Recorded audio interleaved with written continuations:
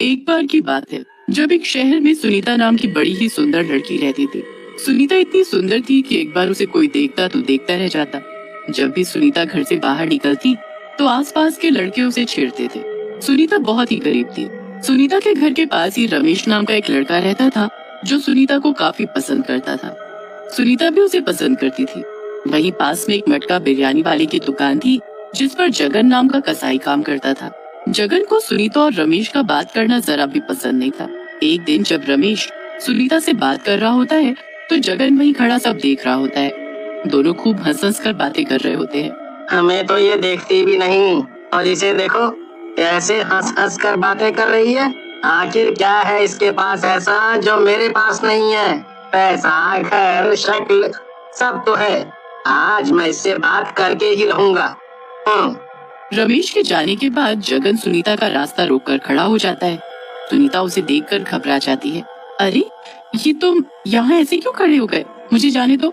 अरे तो मैं तुम्हें कुछ बोल थोड़ी रहा हूँ। मुझे तो बस तुमसे कुछ बातें करनी है। देखो मुझे तुमसे कोई बात नहीं करनी, तुम जाओ यहाँ से। क्यों? अभी उस रमेश से तो बड़े हंस हंस कर बातें कर रही थी, तो मुझसे बात करने में क्या बुराई है? देखो रमेश की बात अलग है और तुम रमेश नहीं हो। अरे जरा मुझे भी तो बताओ क्या अलग बात है उसमें जो मुझ में नहीं है? देखो वो मेरा होने वाला पति है, शादी होने वाली है हमारी, इसलिए अच्छा होगा कि तुम यहाँ से चले जाओ और दोबारा कभी हमारे बीच में मत आना। सुनीता जगन को धक्का देती है और वहाँ से भाग जाती है। जगन सुनीता और रमेश की शादी की बात सुनकर एकदम आग बबूला हो जाता है। उसका गुस्सा 7वें आसमान पर होता है। मैं इसकी शादी किसी और से नहीं होने दूंगा। अगर ये मेरी नहीं तो फिर किसी की भी नहीं हो सकती। जगन उसके बाद भी काफी कोशिश करता है कि सुनीता उसे शादी करने को मान जाए, पर सुनीता को वो एक फूटी आंख नहीं भाता था। जगन का ध्यान हमेशा सुनीता और रमेश पर रहता था। एक दिन जगन को पता चलता है कि सुनीता और रमेश शादी करने वाले हैं और वो गुस्से में अपने दोस्तों के पास जाता है। उसके दोस्त उस वक्त वहीं चौराहे पर बैठे शराब पी रहे थे। अरे भाई जगन, क्या बात है इस वक्त तू यहाँ? अभी के अभी तुम सब चलो मेरे साथ। अरे भाई पर बात तो बता, क्या हो गया? वो सुनीता है ना, सुनीता, वो शादी कर रही है, वो भी उस रमेश से। मैं उसकी शादी किसी और के साथ होते नहीं देख सकता।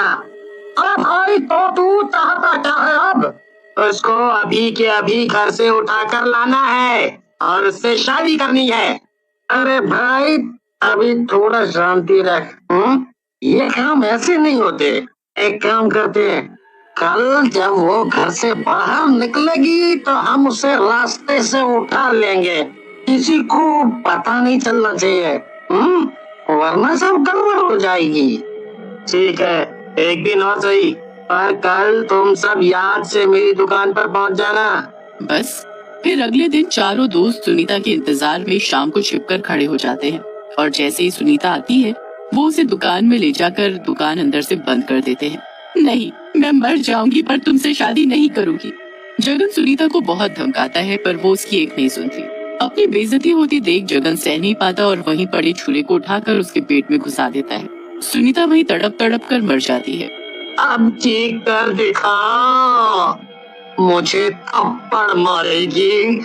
अरे भाई ये तूने क्या कर दिया? अब तो हम सब जेल जाएंगे। कुछ भी करके इसको ठिकाने लगाना होगा। और अब इसे ठिकाने कैसे लगाए? इस लाश को बाहर ले जाना खतरे से खाली नहीं है। मेरे पास एक तरकीब है, मैं इसके टुकड़े टुकड़े करके बिरयानी में मिलाकर बेच दूंगा। इसका नामो निशानी मिट जाएगा। चलो अब सब काम पर लग जाओ, हमें रातों रात ये काम करना होगा।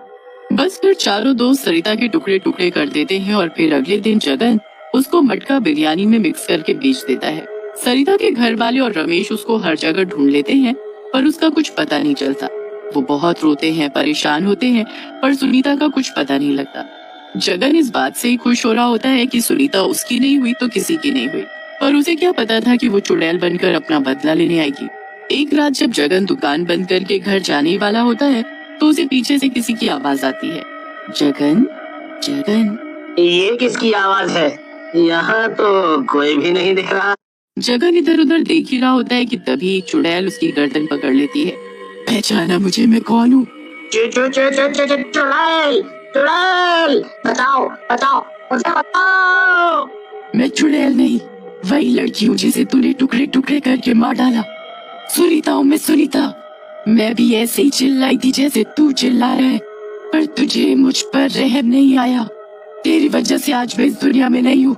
अब मैं तुझे भी ऐसी ही दर्दनाक मौत दूंगी।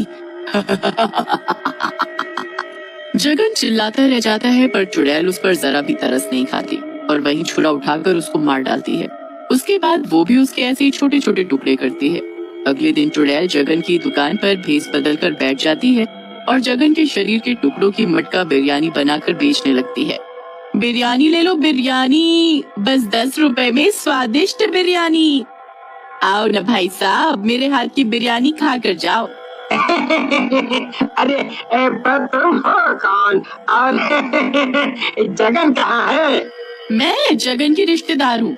कल रात जगन को अचानक गांव जाना पड़ा, इसलिए जब तक वो नहीं आ जाता मैं ही बिरयानी बेचूंगी। अरे पर जगन तो 100 रुपए की बिरयानी देता था और तुम 10 रुपए में बेच रही हो, हैं? ऐसा क्यों? महंगी बिरयानी कम लोग खाएंगे, सस्ती बेचूंगी तो दूर दूर तक जगन की बिरयानी खाने आएंगे, ऐसे ज्यादा कमाई होगी। अरे वाह, तुम तो बड़ी तेज हो।